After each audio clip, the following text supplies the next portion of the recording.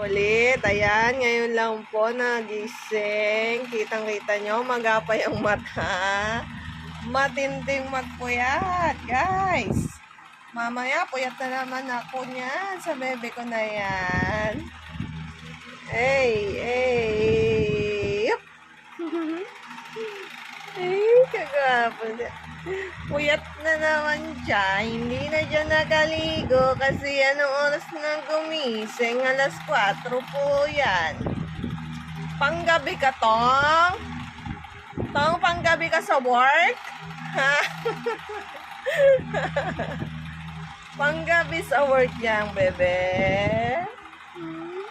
Uy, pa-beautiful eyes po. Uy,